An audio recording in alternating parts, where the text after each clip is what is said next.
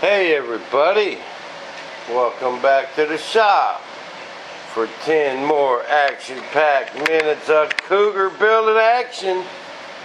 Okay people, I am ready to do some fiberglassing. Okay, we'll mix me up a little resin here. As far as I'm concerned, this is the only stuff made to do this with. Z-epoxy finishing resin. Z-epoxy finishing resin. Okay, there's a big difference. There's basically two kinds of epoxy. People, there's laminating resin, which is like 5-minute epoxy, 10-minute epoxy, 15-minute epoxy. All that stuff is laminating resin you get from the hobby store people. The stuff I buy in them 5-gallon buckets is laminating resin. Okay, finishing resin is different. And I've used a lot of different brands, but I like this stuff the best. There's no comparison whatsoever. This stuff is the bomb, man. And it's just the right thickness, you know. It spreads good. I've used a lot of stuff that was just too dang thick. That's the problem I had with most of it. I think it was just slow epoxy. But when you put it on there, you want to go past your edge a little bit so you can get a nice edge to trim. You know, if you get it too close, it just ravels at that edge. And just a nice, even, heavy coat. We want to saturate that cloth. We can scrape off the excess later. In this corner right here, I want to put a little slice. So I like to take on my leading edge and my wingtips and stuff, I like to take it a little, a little bit over halfway down that front edge, that leading edge. And kind of overlap my two ends is what I do. You know, my top and my bottom, I'll overlap them. End up with a nice leading edge. You guys know how picky I am about them leading edges. It's weird how your eyes are drawn to stuff like that, you know. Other people, their eyes are drawn somewhere else. When I'm looking at a nice paint job, I go for I just look at the leading edges. You know? I don't know. But there's nothing to it. Just put her on there. Now if you get it on too thick and you leave it, your glass will end up floating. Okay, and you do not want that. Because we're going to put a second coat on this, so all we want is a nice even first coat and let her soak in. Just like so. Don't get too involved with it. Your glass fibers don't have to match up perfect, you know, your direction. None of that matters.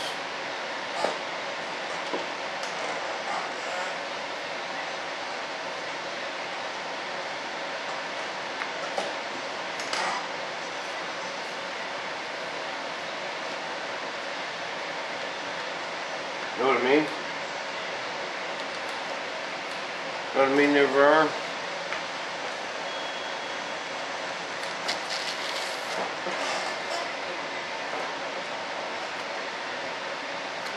You don't see that?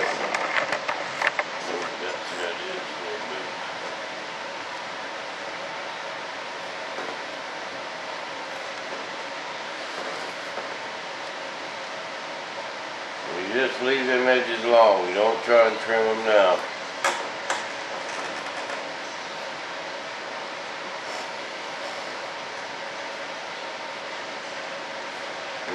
This is my method of glassing that I've developed over 20 years of glassing and painting airplanes.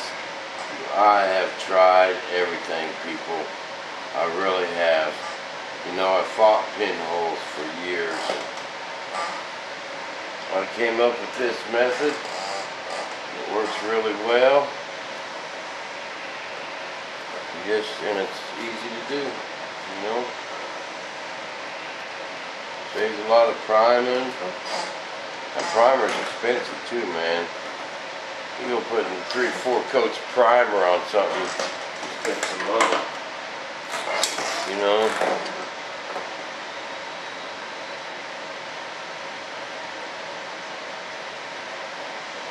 A couple slices there, so I'm gonna roll this edge a little bit.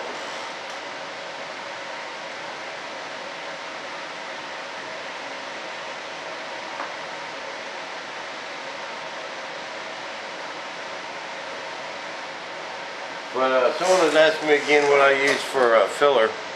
This is just a Hobby Light filler, balsa colored. It went on good and it sanded really nice, people.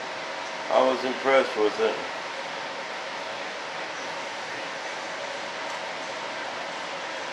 You want to get all that filler done now and some light stuff and save you from putting Bondo in it. You know.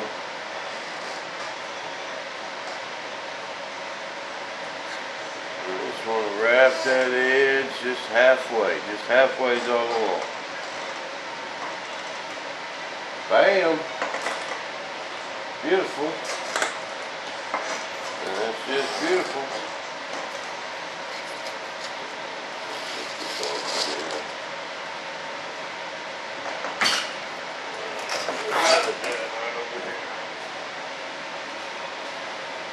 Now when you let that set, about 2 hours is what it's been taking today. And then you have this. Bam! Like one of them cooking shows. Okay, people, this is my first coat. I did about 2 hours ago. Okay? It's not completely set up, but it's close. It's in that rubbery stage, okay? Now, on all these ends, I be sure and ran my resin past my balsa onto my fiberglass a little bit. Then this is when I want to trim this. Okay? But you just zoom in on it there. See where I got that wet with resin? I'm going to come back and trim it into the wet part.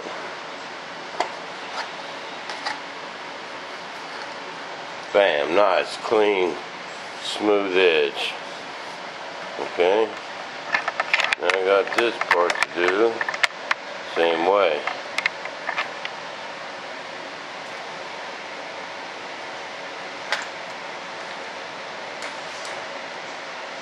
And we basically want some cloth and resin going over our seam there where we joined them together. Do that when it's a little wet and you come out with a better edge, okay? Right, and we'll just leave the rest of this long for now. Now we come in here with our second coat. This is what gets rid of them pinholes, people. But there's a window when you can do that. Alright?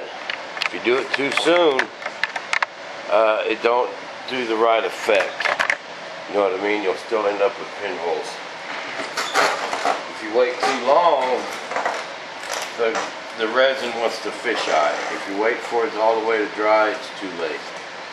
But right now,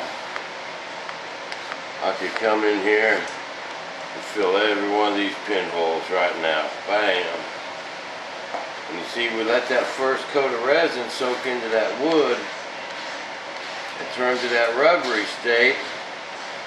Now that wood is not going to absorb no more resin, okay?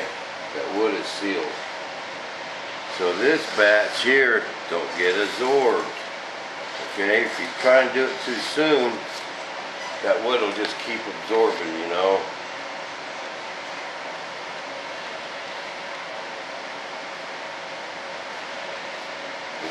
You'll still end up with pinholes.